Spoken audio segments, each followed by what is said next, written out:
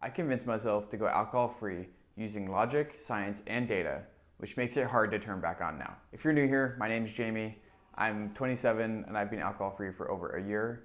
I knew alcohol was not serving me, it was holding me back from fulfilling my potential, and so I cut it out of my life, and I've seen a lot of improvement since. I do not come from a background of alcohol abuse or substance abuse, so that's not what I speak to on this channel. Rather, I speak to people who used to be in the situation I was in where social drinking was just holding you back. I'm no expert in sobriety, I'm no expert in, alcohol-free living. I just share what worked for me in the hopes that it can work for you too. The first reason is the logical one that I deduced, which is, when I think about it, there's people who are sober or alcohol-free, and a lot of those people share the fact that they're alcohol-free. They preach it in some ways, telling others how much it's helped them. And this is people, from athletes to successful business people to just, people in my life who I've seen who don't drink.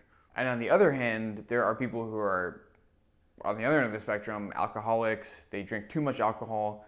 And I've never once seen one of those people preach drinking alcohol in the same way that I see all the people who don't drink preach not drinking alcohol. And I think when you look at that and you think, okay, obviously there is a middle. This isn't a binary where you have to be sober or you have to be an alcoholic. There's plenty of space in the middle for people who drink infrequently or drink on celebrations or just who are moderate drinkers. And I wasn't dealing with alcoholism, to be very clear. I wasn't on that end of the spectrum. I was just kind of socially in the middle. But I think when you just look at the two extremes, I'd rather be swinging way too much to the sober side than to the other side. And so that was kind of a logical part for me, number one, where I knew that moderation was difficult. And so, somebody watching this, you might be cool with moderation. Moderation might work for you. For me, it didn't really work that well. And so I knew that if I was going to be binge drinking or not drinking, I'd rather be swinging on the side of not drinking. The science reason is one specifically from Matthew Walker's Why We Sleep book. And there's a lot of different science data points in terms of the diseases that are linked to alcohol consumption, the negative effects it have on your liver and skin and brain health and all of these things. But those aren't really what I'm going to get into right now. The one specifically that struck me when I learned it was how much alcohol impacted memory. And so personally, I dealt with a lot of memory issues, not like crazy things, but I would just forget a lot of small details. I felt like my short-term recall was really not as good as it should have been. And it even got to a point where me and my girlfriend at the time, who's now my fiance, were kind of like, oh, this is not great that I can't remember these types of details to things. And so I was just writing stuff down a lot. I was keeping notes in my phone. But as somebody who was in their mid-20s, it felt like I should be remembering a lot more. And then I came across Matthew Walker's Why We Sleep book. And there was a very revealing and interesting study in this book that highlighted this issue to me. And so to just recap it on a very high level, so there was 3 groups. They all learned information on day 1 and then were tested on that information a week later. The first group, which is the control group, didn't drink anything the whole time. The second group drank the evening of learning that information. And the third group drank 3 or 4 days after learning the information.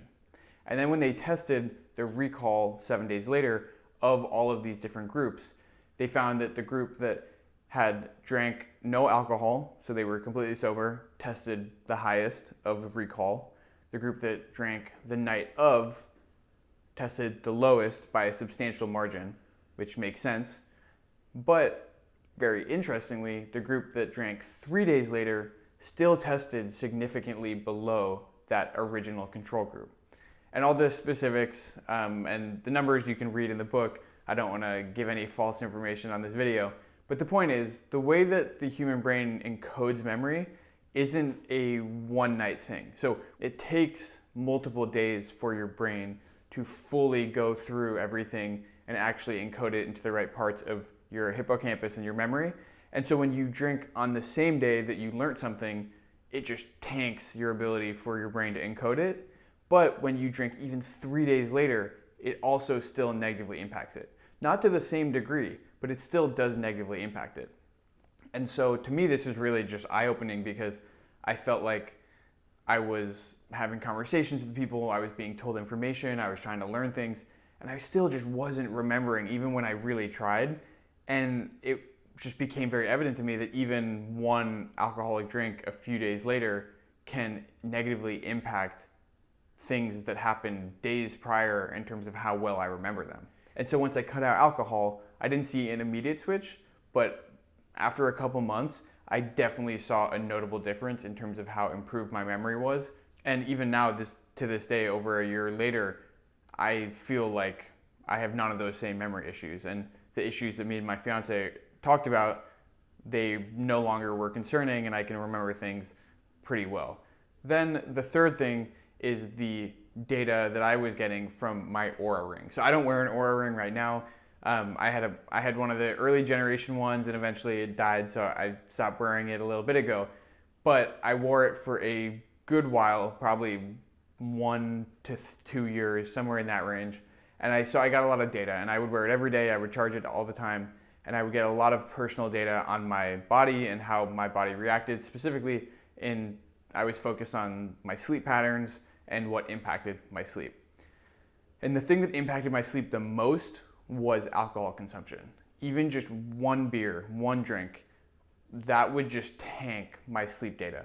Whether it was my HRV, my REM sleep, my deep sleep numbers overall, and my just total sleep, including wake-ups throughout the night, all of those numbers went down in the wrong direction.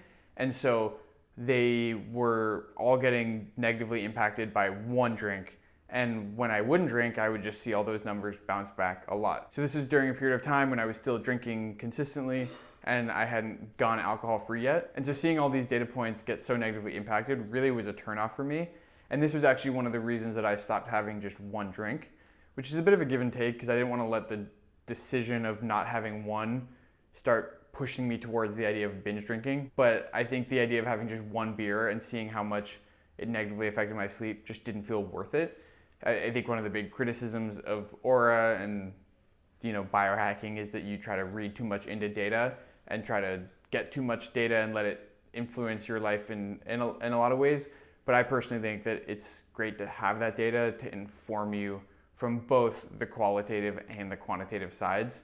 The combination of me knowing that alcohol was tanking my sleep, me knowing that alcohol was destroying my memory, and me feeling the logic of I'd rather just err on the side of not drinking to the side of drinking, all three of those things made it easier for me to just say, I'm done with alcohol.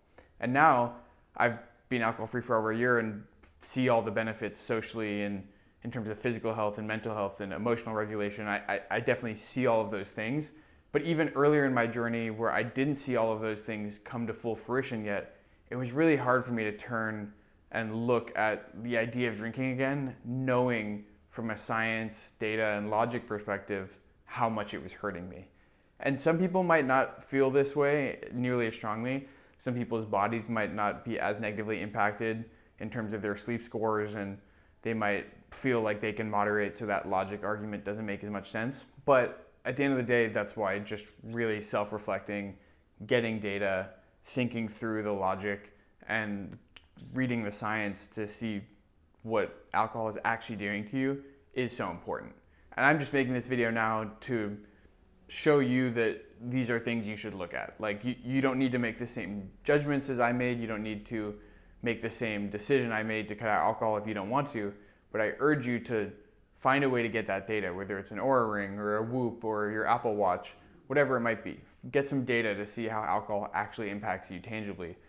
Get some education about what alcohol is doing to your body, and start thinking about if moderation is something you can do, or if you need to act in a little bit more of a binary sense because it's just harder for you not to. And once you've done all those things, then you can make an assessment and a judgment and a decision from there. But without even thinking about it, or without having the self-awareness or the data to support a choice, it's very difficult to make the right one. So again, it's important to just do whatever is best for you, but do it with reason. Don't just do it because you've always done it that way. Again, I'm no sobriety expert, I'm no expert on alcohol-free living, but I think it's done a lot for me, and looking at these different science, data, and logic arguments and how they impacted me personally was a vital step in making a choice that has then since been incredibly beneficial. Comment below what you think about this, if it's data you already have, if it's data you need to go get. I'd love to know where everyone stands on this. If this video is helpful, then please subscribe to the channel for more alcohol-free and self-improvement videos just like this one. Thank you for watching, and I'll see you on the next one.